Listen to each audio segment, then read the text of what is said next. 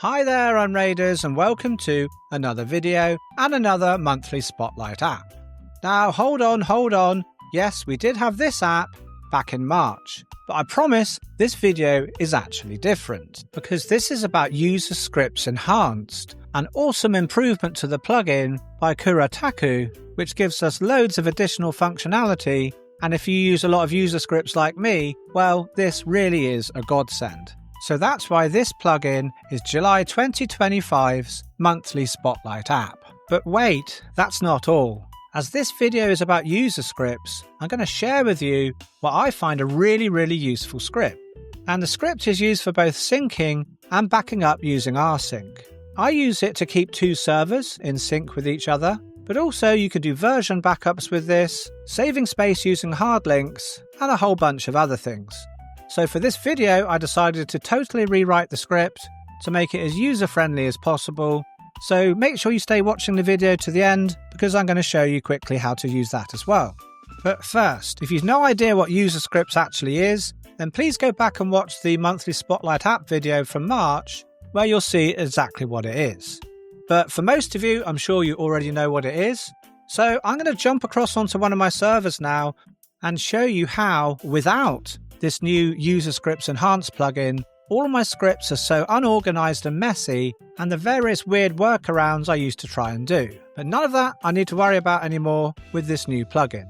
So here are all my user scripts. Well, you can see I'm not actually on the messy server. I just wanted really to show you what it all looks like first with the enhanced user scripts. We can basically have it like this with various different categories compared to how I used to have it with everything very unorganized. And I often used to find it very hard to find the script that I needed. So what I used to do is I used to name scripts with like a 0 to make it come to the top of the list. So let me show you what I mean. Now, if I hover over this script at the top here, this script is actually named 0. It's only called Auto Unlock Dynamic is because I renamed it afterwards. And if we look here, this one is actually 00, and this one here, obviously 000. Now, so if I scroll down to the bottom here, what I used to do is I would add a new script. I'd have to remember, now how many zeros have I used before? Well, I know I never used 5, so I'm going to go 1, 2, 3, 4, 5, and I'm going to add that script. So that goes up near the top, and now I've got to actually count the zeros to know which one is 5, and then I'd come here and I'd rename it, which obviously was really inconvenient.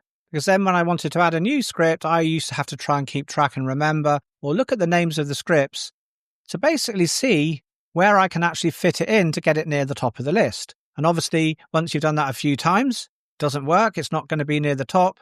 So then I started actually changing it and using the letter Z or Z, so they'd actually go to the bottom of the list and I could find them easily. Because there was no actual way to search for scripts, I used to just have to scroll through and try and find what I'm looking for.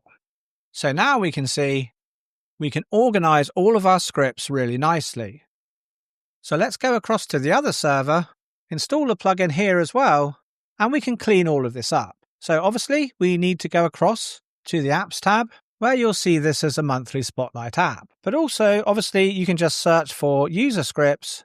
Now for the User Scripts Enhanced plugin, we do still need the original User Scripts plugin as well. This is a dependency, so we need to make sure that this is installed. And obviously for me it is. So I'm just going to click on install and install the enhanced version as well. So let's go back to the scripts page. And now we can see the enhanced user script plugin installed here, and all of my user scripts in a category here called uncategorized user scripts. I can collapse it here. So the first thing I'm going to do is I'm going to go to settings here. Here first we can turn the plugin on and off. Well, if we've installed it, obviously we want it turned on. And the default view mode here, we can change it from list view to a panel view. Now I'm just going to apply this and show you what the panel view looks like. I much prefer this personally, but you can choose how you want to have it. Now here underneath we can set to have uncategorized scripts always collapsed. I prefer to do that so we don't have to see them all when we first go to the page. And here we can have the names of the categories all capitalized. Again, that's something I think looks nice. And we can enable or disable the search function. Being able to search for a script I think is really useful, so we're going to leave that set to yes. Now scrolling down a bit further here, we can hide various default elements here. So the text where it says what is cron, we can hide that. We can hide the credits. We can hide the how to add scripts button and also the link for the help with the plugin. I'm going to hide all of those personally. And so going to the scripts page now, it's a very nice clean look. The uncategorized scripts are already collapsed, but I'm not going to start organizing my scripts yet. I'm going to go back to settings and I'm going to scroll right down to the bottom here because I think there's some really useful features here being able to export things. I can export all of my scripts that I've got installed on the server just by clicking this button here. And that's downloaded them onto my PC into a file. So I've got a backup of all of my scripts. Should I accidentally ever delete ones that I shouldn't do in the future, I can come back to my backup and I've always got them. Also, we can export them as bash scripts so we can run them on a different system. And we can export the config here and the categories of the user scripts enhanced plugin. So that's useful to do after you've set everything up how you like. You can just export this. So if you ever uninstall the plugin, you can get back all of your categories without actually having to reset it up all over again. Okay, so I'm going to go back now to the user scripts page. Okay, so let's get organized and sort out all of my scripts. So we've got the button here, add new script and add new category. I'm going to create a whole bunch of categories now. So let's add the first one, backup scripts. And we can see here, everything's capitalized. Again, that's because I turned capitalized names to be yes. Let's just change that just to show the difference. And now we can see it's exactly as I wrote it. So let's add another category.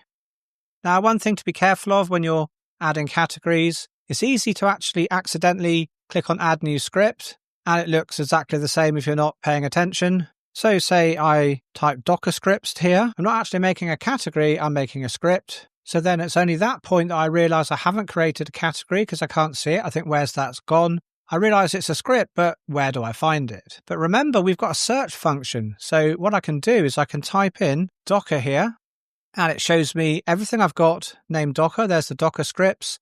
If I type more, then we can see here it's showing us the script that we're looking for. So really useful. So because I made a mistake, I can just delete that and now add it as a category just the way I want it. So I'm going to put a whole bunch in now. Okay, so there's a bunch of categories there. So now I might not actually like the order of what these categories are in. So maybe I want to have the testing scripts I'm working on, I might want to have them right at the top. So if I expand out the category, we've got these little arrows here where we can move it up and down. So I'm going to move this right up to the top. Backup scripts I think is fine second. CFS scripts third. I think I want to have the VM scripts right next to the Docker scripts. And I think let's have tools right at the bottom. Okay, so that looks good how I want it. So obviously all of our categories are going to be empty, except for everything in uncategorized user scripts. So all we need to do to add things to categories is click onto the category into which we want to add the item, and then click on the button here, Manage Scripts. And this list here will show us all of the uncategorized scripts that we have on our server. And we just highlight the one we want to add and click on to Add to Category. So these are a couple of test scripts I'm going to put into here. Now I can't remember what these ones are, so I'm going to put them in there anyway. Now one thing we can actually do as well is we can move the order of the script inside of a category as well. So let's just save this first. So we can see here the order of my scripts. Now if I wanted to have this 0001 first, I'll just go back to Manage Scripts and I can push this right up to the top. And now we can see that's at the top here. So it's a really nice feature to be able to choose the order of scripts within a category, as well as actually choosing the order of the categories themselves as well. So obviously adding things to each category is exactly the same. You just select what you want to put into the category, click Add to Category, and then when you've finished, click on to Save. So obviously the more scripts you add to categories, the less is going to be in your uncategorized here.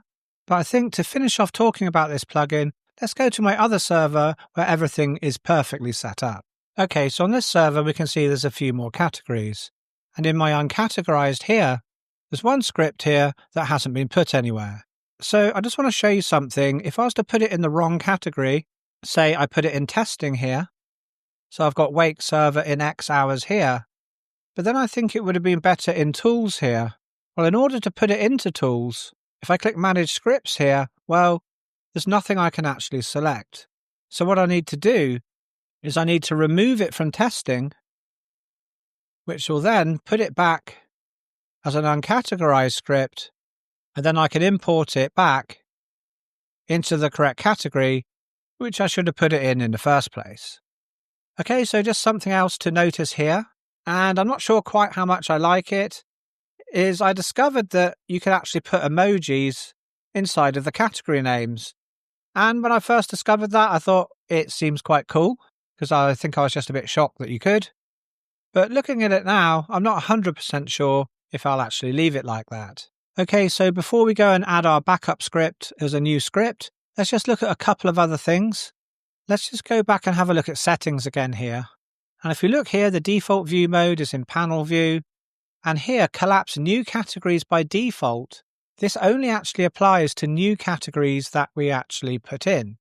Because if I was to actually change this now to no, for instance, and go back to user scripts, we can see that they're still all collapsed. But what you can do is if we actually click on one of these here, we can turn off the collapse view just for this particular category. So that's now set to no. And if I go back to the main tab and come back again, we can see here that it's remembered that setting. And so my ZFS scripts here, they're always open. And if I wanted to as well, I could switch from panel view on just this one category and put it into a list. And again, going back to the main tab and coming back in, we can see that that's open. It's in the list view, but above it, it's collapsed and in a tab view. So this means we can mix and match things, making them look however we want. So let's move on and look at installing a new script. And what we're going to do is we're going to install the backup script that I was talking about earlier. So to do that, first we need to grab the script. So go across to your favorite search engine and do a search for GitHub Space Invader 1 and click onto that and go to repositories and you're looking for Unraid Rsync Backup and Sync Tool. If you click onto that here, then we can see the script here. Now there's detailed documentation here on how to set up the script and how it works. So I really suggest you read through that. But anyway, I'm also going to guide you through the setup in this video now. So let's click onto the name of the script here and go across to this icon here to copy the raw file. This copies the script onto the clipboard. Then we go back to our server. Then at the bottom here, we click on Add New Script. Then we need to give the script a name. I'm going to give it a very unimaginative name. I'm just going to call it Rsync script. So you might wonder where the script's gone now. But notice the uncategorized user scripts, this category is returned now because, well, obviously we've got one that is uncategorized. So all we need to do is open that and we're going to find the script there. So now we need to edit this script and paste in what we have on the clipboard. So we need to click the cog here and just go across here to edit script. And now in here, I'm going to delete out bin bash because that's already in the script. And I'm going to paste what's on the clipboard into here. And straight away, I'm just going to save the script. And now just go back in and edit it, filling out the variables. So you'll notice here, there's detailed instructions on how to actually set up the script in the comments of the script itself. Now, there's not many things we actually need to fill in. The first thing here, enable notifications, that's set to yes. This allows us to get a notification if the script succeeds or fails through the Unraid notification system. I have mine set to use just the browser, so I get them in the top right-hand corner here. But it actually depends on how you've got your Unraid notifications set up as to how you actually get the Unraid notifications. You can see mine's only set to the browser notifications here, but you might have email or agents and have the notifications that way as well. So next here, custom server name, you should just leave that as is blank.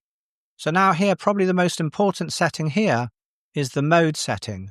We can have this to archive or sync.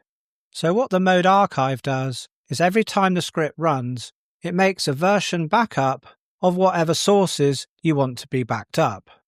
And these are put into a destination, which then makes a folder with the name of the server they've come from. Then inside of that folder, there are dated versions of each backup that's been sent across.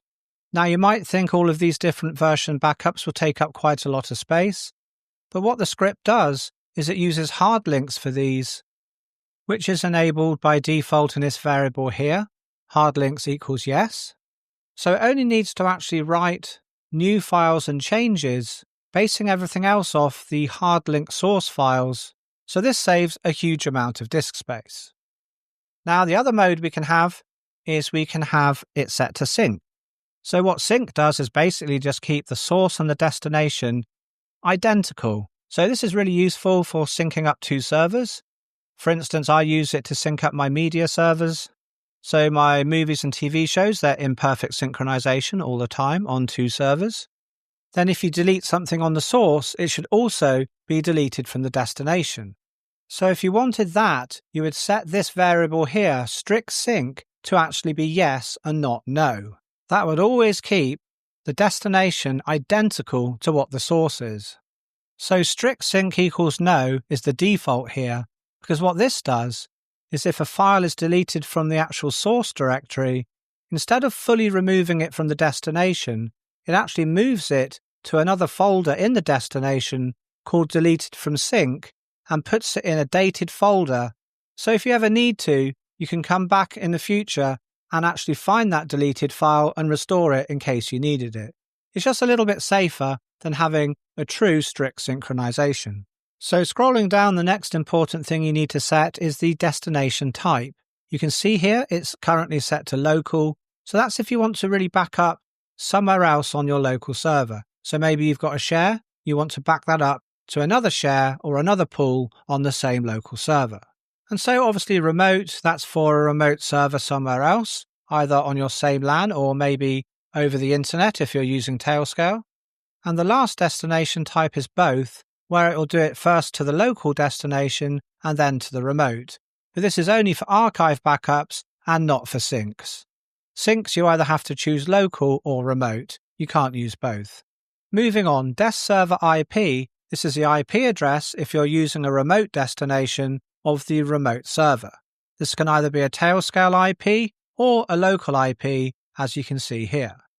When connecting to a remote server, the script uses SSH, and by default SSH uses port 22. But if you changed it to something else, you can specify the port here. Now remember, in Unraid you actually have to turn on SSH, so if you're backing up to a remote server, make sure you've turned on SSH on that server for this to be able to work. Also, the script expects SSH keys to be exchanged. This allows for SSH without needing a password. Now don't worry, I'm going to show you with another script how we can easily swap SSH keys between two servers. So next here, under source paths, this is what we actually want to sync or back up. And we put each path in quotations on a separate line in between the brackets. So we can put as many as we want here. And if we're doing an archive backup, we specify here if it's to our local server, the share and folder which we want the backup of our sources to go to. And the same here, if we're backing up to a remote destination, we specify the folder here. Now scrolling down, we've got one more type of destination here, which we use for syncs. So what this does is it syncs the first source path to whatever the first destination path is that we've set here, and then the second to the second, and the third to the third, etc. Now the script will check that these actually balance. Like obviously you couldn't have two source paths here and just one destination here, because the second one would have nowhere to sync to. Now scrolling down a bit further, we've got this setting here to allow the destination to be created if it doesn't exist. Now you might think it's really useful to set this to yes, which in some cases it can be, but if you allow the script to create the destination folder if it doesn't exist, remember that if it's creating a share, it might not put it on the pool that you want that share to be. So my advice is to always set this to no, and make sure you create your destinations first, but the choice is yours if you want to have it auto-create. And finally here, bandwidth limit. This is set to 0, so it can use as much bandwidth on your network as you like. Obviously, this is only for remote backups, but I found sometimes with Rsync, when I'm doing a backup that lasts a long time, it can actually saturate my network, and I find internet and other things don't work, and my family starts complaining. So what you can do here, there's some suggestions for various figures you can put in for the bandwidth limit if you want to limit the bandwidth. Okay, so that's how we set up the script. Now let's go through and do it for real, then run the script. So I'm going to leave all of this as is. I want to do an archive backup first. I definitely want to use Hardlinks. I'm going to do a local backup first, but I will do a remote backup at some point. So I'm going to put in the IP address of my remote server now. And for me, that is 10.10.20.194. My SSH is on the standard port, so I don't need to actually change that. Now, these source paths, obviously, I am going to have to change. These are just placeholders here. So I'm going to leave the script open. I'm going to click onto shares here.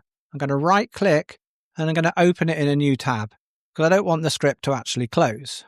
So I'm going to go across to my shares now. Now here you can see I've got a couple of shares I've already prepared. This one here, one source A, and this one here, one source B. And these three underneath are to demo destination shares on the local server. So first I'm going to click onto this one here, the source file. And you can see here there's some container data in here for this test. So I'm going to right click on the name of this share I want to back up and copy that onto my clipboard. I'm going to go back to the script here and I'm going to delete out the first source path. And in quotations, I'm going to paste in that location. Now it's important to have it in quotations because anything with a space in, if you don't, it's not going to work. So let's do the same for the other source path. And so next, I want to set a local archive destination folder. So for that, I've made this share here. So I'm going to go into it and copy the location onto the clipboard again. Again, make sure it's in quotations. And finally, even though I'm doing an archive backup first, I'm going to demonstrate a sync backup as well. I need to have two different destination locations for these to do the sync. So let's go back across to the server and we can see I've got two here. Destination A. And I don't need to copy and paste the other one because I know it's just destination B. And so that's everything set up, ready for the script to be able to run. Now we don't need to exchange SSH keys because we're not doing any remote backups at the moment. It's just set to local. So I'm going to save this and now scroll down to the bottom here and let's test the script.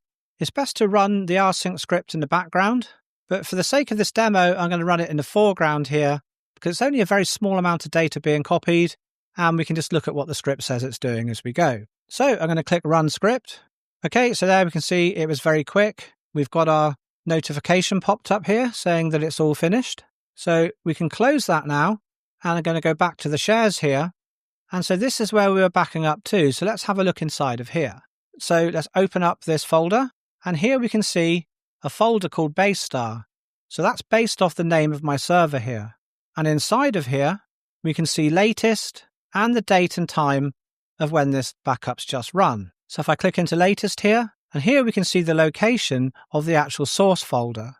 And clicking into each one of these, we've got the actual backups here. So it's really easy to see what you've actually backed up. And if we look here at the size of source A and the size of source B, it's about 34 megs. And if we look at the size here of the archive backups, well, we can see it's the same size. So what happens if we run the script again? So let's do it again. Okay, the script's finished. And if we have a look now in archive backups now, we go into base star, we can see now there's two different dated folders, even though they're only 2 minutes apart. If I click onto latest, I go into basically the one dated 1540, as that's the latest backup. And the other one here is the older one, dated 1538. Now, if I was to select all of these and then go to calculate to see the size, in the file browser, it thinks it's 69 megs. It thinks it's double because it's calculating everything up as if they're individual files and folders and giving us that actual size. But this isn't actually correct because we're using Hardlinks. So I'm going to click on done here. I'm going to go across here and calculate the size of the whole share. And as we can see, it's still actually 34 megs. Because of the hard linking, it's not actually taking up any more size on the disk. So that's just something to watch out for. Don't come across and do your size just by clicking on calculate here, because it's not going to show you the size of what's being taken up on the disk. It's just calculating all of the files as if they're individual and giving us a grand total here. Okay, so let's go back now to the script and edit it again, and this time set the mode to sync. So again, what this is going to do is it's going to sync the source paths with the destination paths here. So let's run the script. And that's all done. And if we go back to shares here, now if we look in destination A, we can see we've got Swag and Vault Warden. And in destination B, Duplicati, FileZilla and Rustdesk. So if we look in the sources here, we can see the sources are exactly matching. So in source B, what I'm going to do now, I'm going to actually just delete Rustdesk. And now let's run the script again. Okay, going back to the shares now, and if we have a look in destination A, well, everything's exactly the same because we didn't delete anything from that source. But if we look in destination B now, we can see we've got deleted from sync here. This folder's being created, and if we go inside of here, we can see a dated folder with the time, and inside of there, we've got our Rustdesk data that was deleted. So it's always much safer when syncing folders to have strict sync set to no. If not for any other reason, you accidentally put the destination to a destination you shouldn't do. Just imagine I accidentally chose my app data folder as the destination. If I didn't have that setting, it would actually delete everything out of here, replacing it with the source. But at least if I did that, with strict sync set to no, it will actually move the files and not physically delete them. But anytime we want to, we can always just come here and delete the old files once we're 100% sure that we don't need them. Okay, so let's go back to the scripts now and edit our Rsync script and change the destination type here to be remote. Now, I haven't exchanged SSH keys, so I'm just going to run the script to show you what happens if you haven't actually done that. So we can see here, we get an error here. A pop-up comes up, also telling us there's an error. So we're going to need to exchange the SSH keys with my destination server here on this IP address. So to do that, we're going to use yet another script.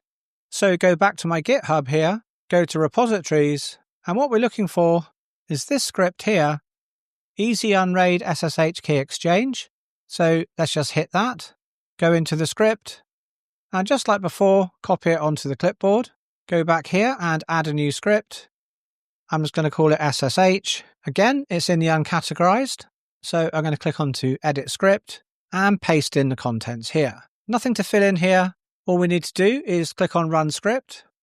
And now after doing that, just open a terminal window and type // ssh.sh. And it's going to ask for the IP address, which is 10.10.20.194. I'm going to put in the username, which is root, and then the password of this server. Okay, so the SSH keys are now exchanged. So let's go back again now and run the script.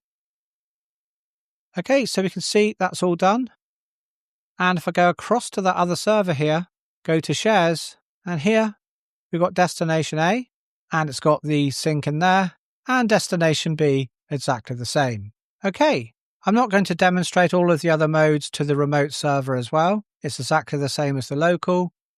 But what we might want to do is now move these scripts from uncategorized into the right place. So I want the Rsync one in my backup scripts here. So we go up to here, again, manage scripts. I'm going to pop that one in here. And the SSH one, I'm going to put into tools. Okay, so all the scripts are organized again, and we've installed our backup script. So if I wanted to have this run every day, I could just schedule it daily here, and it will run every day at midnight, keeping my files either backed up or in sync. Okay guys, so that's the end of the video. Now, I really hope you enjoyed it. I think that User Scripts and User Scripts Enhanced are two really awesome plugins for Unraid. A lot of the times I think User Scripts are really overlooked, and now having the custom turbo version of this has really made it a pleasure to use. So if you enjoyed this video, please like, share and subscribe, and I'll catch you in the next Uncast video.